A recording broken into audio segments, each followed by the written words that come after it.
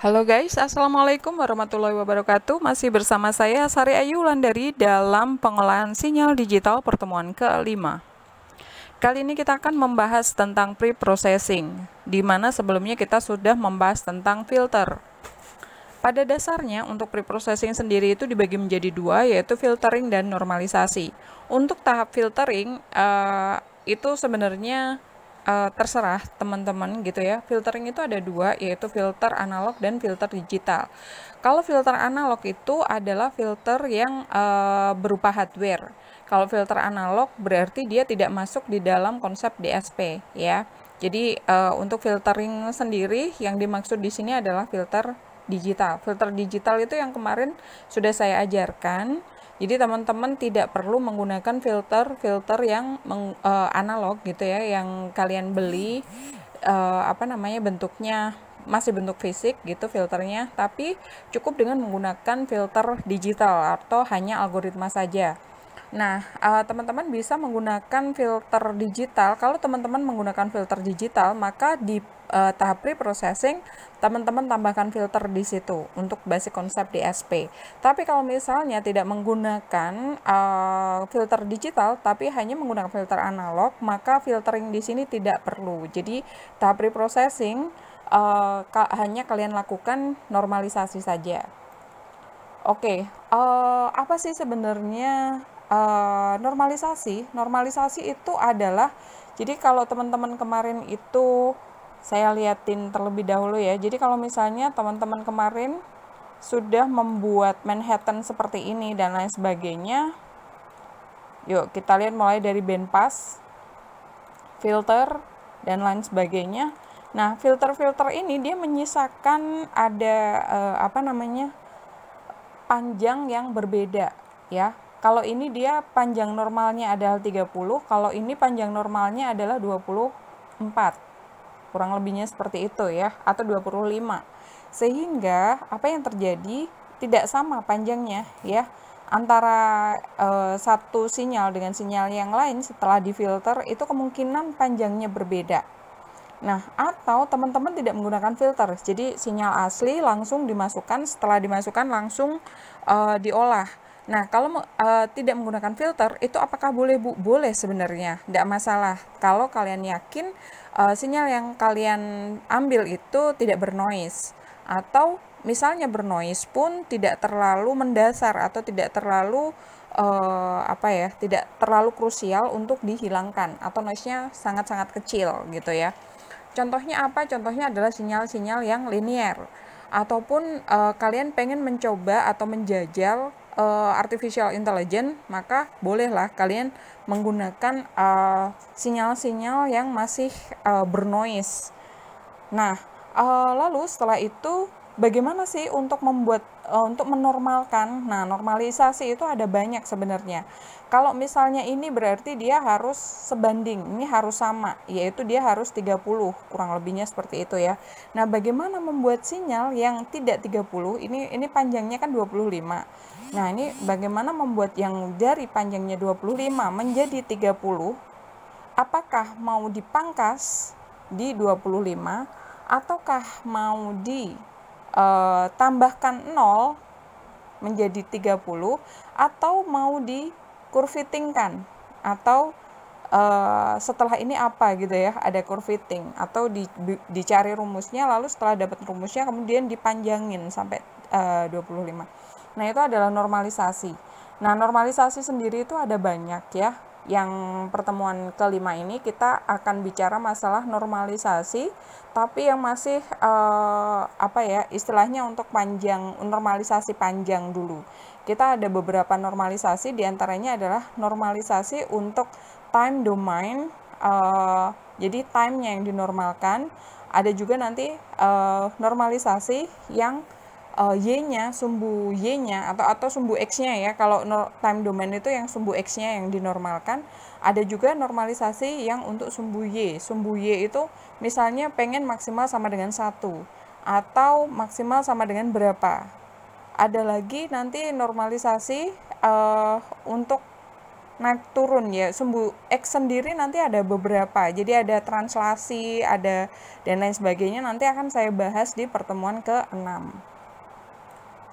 Nah, oke, kita sudah masuk di preprocessing. Nah, preprocessing sendiri untuk pembelajaran kali ini kita ada 2, yaitu menggunakan zero padding dan regresi interpolasi. Nah, yang pertama adalah zero padding. Zero padding itu seperti apa sih? Jadi kalau misalnya kita mempunyai sinyal nih, di sini ada sinyal asli, lalu sinyal asli tersebut misalnya pengen seperti ini nih. Ini adalah sinyal 1, sinyal 2, sinyal 3, sinyal 4 gitu ya. Nah, masing-masing ini berbeda, guys. Jadi misalnya ini ya, sinyal 1 dengan sinyal 2 dengan sinyal 3 dengan sinyal 4. Nah, masing-masing itu dia punya puncak yang berbeda. Nah, ini kalau mau dinormalisasikan, pengen tahu sebenarnya ini sinyalnya itu seragam apa tidak, detaknya itu pas apa tidak. Nah, ini harus digeser ya kan. Nah, itu juga normalisasi. Tapi untuk next berikutnya yaitu yang pertemuan ke-6. Nah, untuk pertemuan kali ini kita akan membahas yang sebelah bawah ini, guys. Jadi di sini kita ada sebuah sinyal yang sudah difilter. Kalau dia menggunakan high pass filter atau low pass filter, entah itu IR atau FIR, pasti di situ ada jeda atau ada delay time. Makanya dia disebut dengan delay time gitu ya. Nah, di delay time tersebut panjangnya itu kan tergantung dari kita gitu ya. Mau semulus apa gitu. Kalau dia pengen mulus sekali, maka delay time-nya pasti akan panjang sekali. Nah, oleh karena itu, karena ada delay time, maka panjang antara sinyal yang satu dengan sinyal yang lain pastilah berbeda. Lalu bagaimana menormalisasi antar sinyal-sinyal tersebut? Dinormalisasi yang pertama yaitu dengan menggunakan zero padding. Zero padding itu adalah misalnya kita pengen membuat sinyal dari 0 sampai 30, di mana setelah difilter ternyata sinyal tersebut hilang 4, maka yang 4 itu dibikin 0. Misalnya seperti itu. Nah, hasil dari zero padding itu seperti ini, guys. Ini misalnya kita mempunyai sinyal yang seperti ini, lalu hilang, maka zero paddingnya itu yang 0,0000000 ini. Jadi kalau misalnya ini ada sinyal, lalu sinyalnya itu dimundurkan, ini kan sinyalnya mundur ya dari sini ke sini. Berarti ini sinyal yang nggak diketahui gimana nih? Ya, sinyal yang nggak diketahui maka dia menjadi 0. Itu namanya zero padding. Apakah zero padding itu bagus? Ya, tergantung dari nanti teman-teman hasil outputannya seperti apa. Biasanya kalau saya sih dicoba dulu pakai zero padding. Kalau misalnya zero padding nilai akurasinya kurang bagus, nanti baru dicoba lagi dengan yang lain. Teman-teman, ini bisa dipakai juga untuk penelitian teman-teman, tugas akhir, di mana teman-teman bisa membandingkan kalau saya pakai zero padding ataupun dipangkas itu hasilnya itu akurasinya tuh seperti apa, lebih bagus yang zero padding atau lebih bagus yang dipangkas, karena beda sinyal itu penggunaannya itu juga akan berbeda, antara akurasinya juga akan berbeda.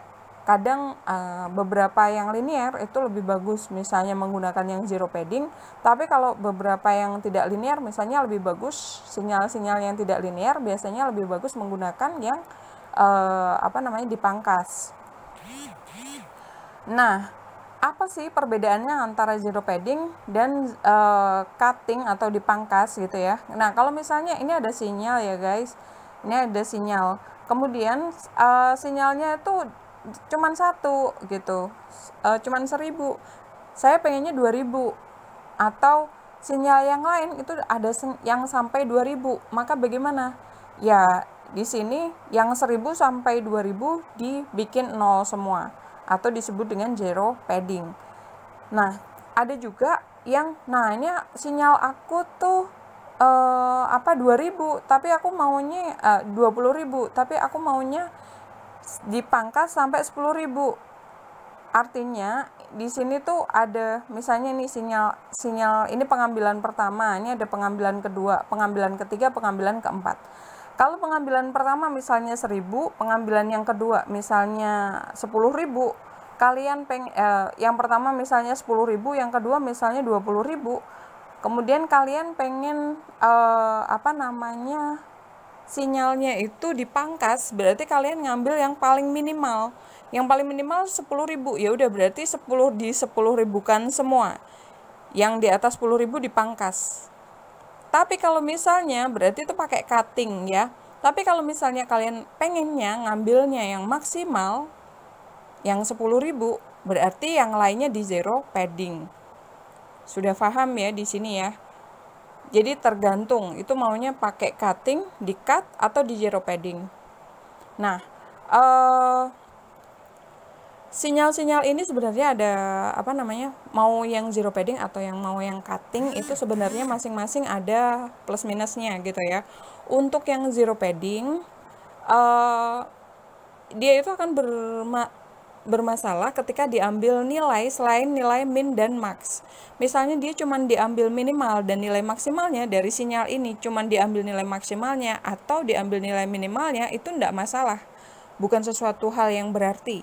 Tapi kalau misalnya dia akan bermasalah ketika dia diambil ratanya atau standar deviasinya atau variannya, itu akan bermasalah jika karakterisasinya nanti rata atau karakterisasinya dia menggunakan standar deviasi atau varian. Ini pasti akan bermasalah untuk yang zero padding. Nah, untuk yang cutting itu bermasalahnya adalah di mana dipotongnya. Apakah di sini di 10.000, apakah mulainya memang dari nolnya seperti itu, atau kalian harus mencari yang sama-sama puncaknya terlebih dahulu kemudian dipotong? Di mana mulai motongnya, di mana dipotongnya? Nah, itu awal dan akhir motongnya itu bagaimana. Kemudian jangan-jangan ada beberapa informasi penting yang teman-teman potong di situ. Jadi untuk pemotongan teman-teman harus yakin terlebih dahulu bahwa yang terpotong itu adalah sinyal yang memang berulang atau sinyal yang sebenarnya tidak informasinya sudah ada di sinyal yang sebelumnya. Kurang lebihnya seperti itu. Jadi kalau misalnya teman-teman itu memotong, hati-hati gitu ya. Jangan sampai informasi yang sebenarnya ada di situ menjadi hilang. Nah, kemudian setelah itu kita masuk ke regresi dan interpolasi. Nah, kalau yang ini tadi udah yang dinolkan dan dipangkas, ini kita sudah belajar. Lalu yang berikutnya adalah regresi dan interpolasi. Misalnya ada sebuah sinyal, lalu kemudian sinyalnya itu sampai di 10.000. Kalau misalnya kita pengen menjadi 20.000, lalu bagaimana? Nah, ada cara lain, yaitu mencari persamaan dari sinyal tersebut. Kemudian setelah itu baru dilanjutkan dengan persamaan tersebut. Hal itu adalah regresi dan interpolasi. Apa sih regresi dan apa sih interpolasi? Sebenarnya teman-teman sudah dapat mata kuliah ini atau sudah dapat matematisnya di Matematika Teknik 2. Tapi kalau misalnya teman-teman lupa, silahkan teman-teman melihat di vlog saya, cari di Matematika Teknik 2, di Matematika 2, Matematika Teknik 2 di pertemuan ke-5 dan ke-6. Teman-teman bisa cari di vlog saya gitu ya. Boleh teman-teman bisa pakai semua persamaan-persamaannya ada di situ, sudah ada MATLAB-nya semua. Jadi teman-teman bisa explore di mata kuliah saya yang Matematika Teknik 2. Nah, pada dasarnya regresi dan interpolasi itu perbedaannya apa sih? Nah, kalau regresi itu, jadi ini adalah titik-titik ciri teman-teman. Ini adalah titik-titik yang kalian bikin. Lalu setelah itu, kalau misalnya regresi itu dia tidak melalui dari titik-titik tersebut. Dia akan membuat trend line-nya itu dia tidak harus melalui dari titik-titik tersebut. Itu adalah regresi. Regresi yang paling mudah itu adalah trend line-nya di Excel gitu ya. Teman-teman sudah pernah kan membuat trend line. Nah, trend line-nya yang di Excel itu adalah regresi kuadrat terkecil. Itu adalah regresi yang paling banyak dipakai, yaitu regresi kuadrat terkecil. Itu biasanya yang teman-teman biasa pakai untuk yang di Excel. kuadrat terkecil atau regresi linear yang kuadrat terkecil. Itu biasanya teman-teman pakai sering. Lalu yang kedua adalah interpolasi. Nah, interpolasi itu pendekatan yang dilakukan dengan membuat kurva atau sejumlah kurva yang melalui setiap titik. Jadi titiknya ini harus dilalui oleh kurva tersebut, harus dilalui oleh garis tersebut. Kalau tidak dilalui maka dikatakan regresi. Tapi kalau harus dilalui namanya interpolasi. Nah, interpolasi ini nanti dia juga sama seperti regresi, dia akan menghasilkan sebuah rumus gitu ya, rumusnya nanti bisa digunakan untuk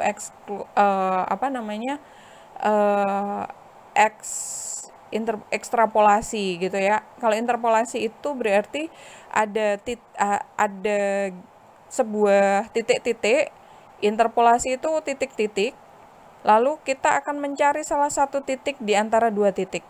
Kurang lebihnya seperti itu. Tapi kalau misalnya ekstrapolasi, kita sudah mempunyai persamaan garis ini, lalu mau ditambahkan. Nah, itu namanya ekstrapolasi. Mudeng ya, bedanya antara interpolasi dengan ekstrapolasi. Kalau interpolasi, saya ulangi lagi, interpolasi ada dua titik, lalu kita akan mencari titik-titik di antara dua titik tersebut. Lalu kalau ekstrapolasi, kita mempunyai titik-titik, lalu setelah itu kita sudah mendapatkan persamaan dari titik-titik tersebut, kemudian kita akan mencari the next titik tersebut. Misalnya di sini 5 sampai 10 gitu ya. Kita mau cari yang sampai 20. Nah, kita harus mencari persamaannya terlebih dahulu, persamaan dasarnya dari grafik tersebut, lalu kemudian kita lanjutkan sampai 20. Kurang lebihnya seperti itu ya, guys. Nah, ini juga sama, ini berlaku untuk normalisasi juga, guys. Untuk normalisasi, kita juga bisa pakai yang regresi dan interpolasi. Oke, sebenarnya sampai situ. Kalau teman-teman pengen lihat untuk yang regresi dan interpolasi, kita coba dulu yang regresi gitu ya. Interpolasi sebenarnya sama. Ini yang regresi. Kenapa saya pilih yang regresi? Karena regresi itu lebih di Excel itu sudah langsung ada ini ya, sudah langsung ada formulanya, yaitu pakainya trendline. Kita nyoba dulu. Kita pakai sketcher biasa, lalu setelah itu kita klik terlebih dahulu di salah satu, lalu setelah itu kita klik trendline. Setelah itu kita misalnya kita pakai yang polinomial aja gitu ya. Polinomial order berapa nih? Order 2. Kita lihat equation dan R-nya masih 0,8. Saya pengen yang 0,9 atau yang mendekati 1. Ya, ini udah 0,9, berarti kita ngambil ininya ya, persamaannya. Copy. Kita ngambil persamaannya ya, copy, lalu setelah itu kita masukkan ke sini. Nah, jangan lupa kok nggak bisa, bentar ya, copy ya. Setelah itu baru kita masukkan ke sini. Nah, kalau sudah di sini ada X, berarti X-nya itu adalah sebelah yang satu ini ya. Kemudian pangkat 3. Terus kita kopikan aja.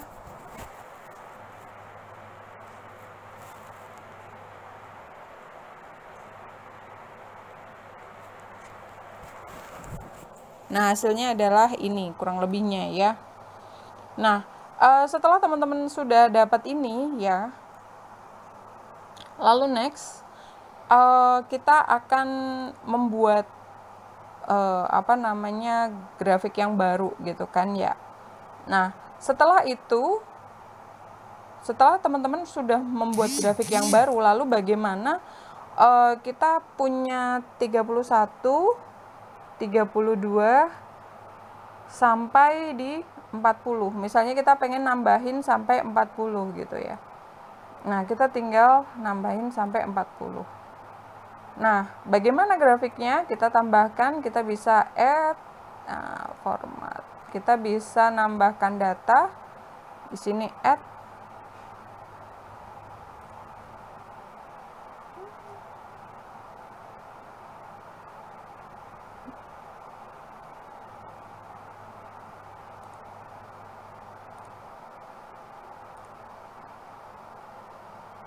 nggak mau ya. Nah, kita tambahkan add di mana x-nya itu adalah ini 1 sampai 40. Lalu di mana y-nya itu adalah ini dari 1 sampai 40 juga.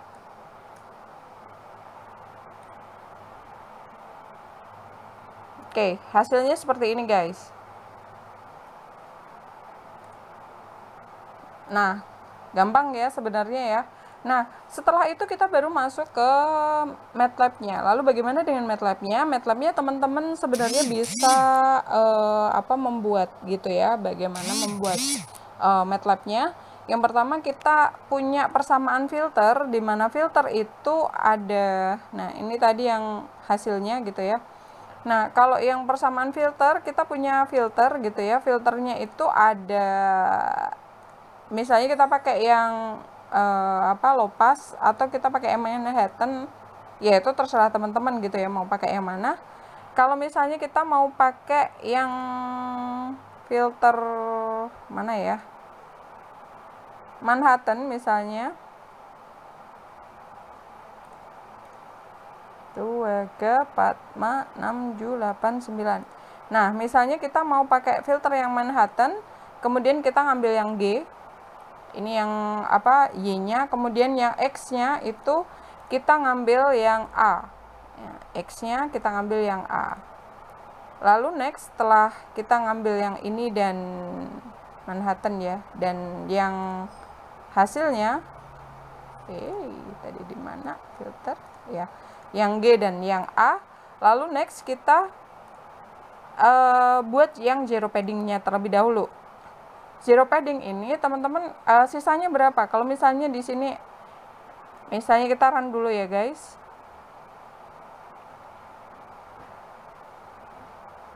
Nah, kalau misalnya di sini hasilnya dari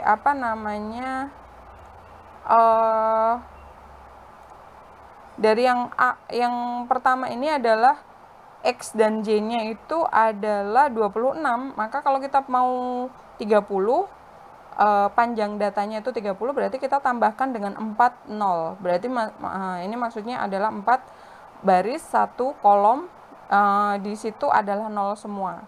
Lalu setelah itu kita tambahkan, jadi panjangnya dari Y ditambahkan dengan Z. Nanti hasilnya Z1 itu adalah 30 baris gitu ya. Lalu setelah kita dapat 30 baris baru kita bandingkan. Nah, pembandingannya, nah ini teman-teman sudah sebenarnya gampang gitu ya. Ini kalau misalnya kita punya, ini adalah yang zero padding. Yang zero padding ini kalau misalnya kita punya sinyal yang seperti ini, lalu kemudian kita mau nambahin panjang sinyalnya adalah 25, kita pengennya 30, maka kalau pakai teknik zero padding berarti ini dinolkan.